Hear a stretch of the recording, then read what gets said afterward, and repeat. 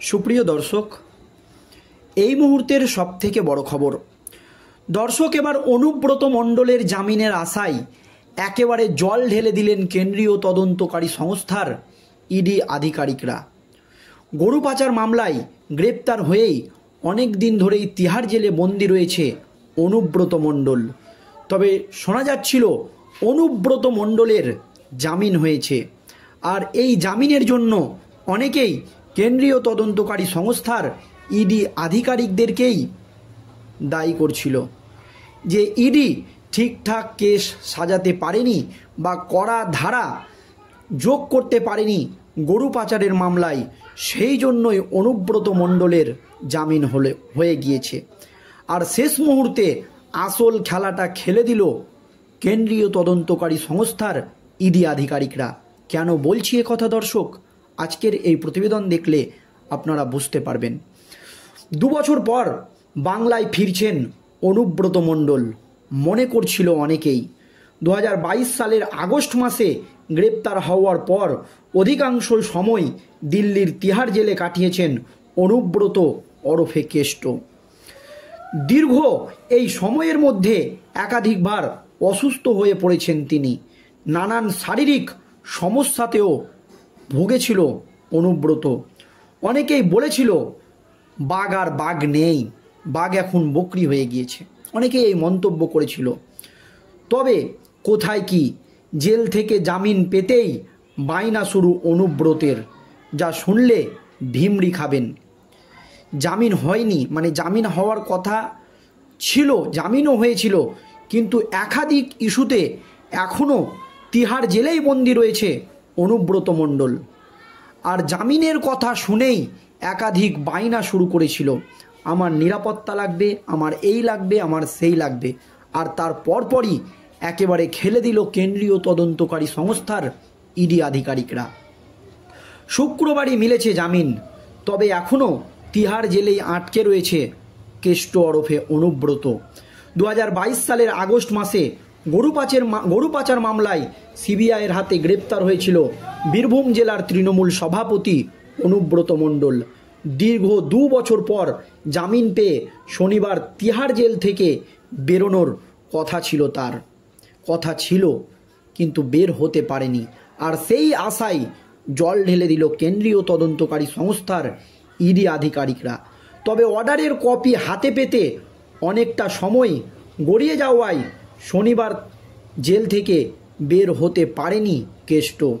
আজ সোমবার তিহারের গণ্ডি থেকে বেরিয়ে আসার কথা ছিল অনুব্রত মণ্ডলের, কিন্তু সত্যি কি আজ মুক্তি পাচ্ছেন কেষ্ট, নাকি ফের বাধা হয়ে দাঁড়াবে কেন্দ্রীয় তদন্তকারী সংস্থার ইডি আধিকারিকরা? এমন প্রশ্ন কিন্তু একটি উঠে গিয়েছিল। সূত্র মারফত জানা যাচ্ছে অনুব্রত মণ্ডলের জামিন আটকাতে ফের দিল্লি হাইকোর্টের দ্বারস্থ হলো কেন্দ্রীয় তদন্তকারী সংস্থার ইডি আধিকারিকরা। এখনও পর্যন্ত কিন্তু তিহার জেল থেকে বের হয়নি। একাধিক সমস্যায় কিন্তু তাকে জড়িয়ে দিয়েছেন ইডি আধিকারিকরা। এবার তার জামিন যাতে আটকে যায় বা বের হতে না পারে তিহার জেল থেকে, সেই জন্য দিল্লি হাইকোর্টের দ্বারস্থ হয়েছে কেন্দ্রীয় তদন্তকারী সংস্থার ইডি আধিকারিকের ডিরেক্টররা। জানা যাচ্ছে গরু পাচার মামলায় কেষ্টর মুক্তি আটকাতে আজই দিল্লি হাইকোর্টে হতে পারে বড় একটা কিছু। শুক্রবার দিল্লির রাউস অ্যাভিনিউ কোর্ট থেকে গরু পাচার মামলায় 10 লক্ষ টাকার বন্ডে তার জামিন মঞ্জুর হয়েছে। সূত্রের খবর, জেল থেকে বেরোনোর পর দিল্লিতে থাকতে নারাজ কেষ্ট। যত দ্রুত বাংলায় ফিরে আসা যায় সেই ব্যবস্থা করতে বলা হয়েছে। ইতিমধ্যেই অনুব্রতর আইনজীবী 10 লক্ষ টাকার বন্ডসহ প্রয়োজনীয় নথি জমা দিয়েছে।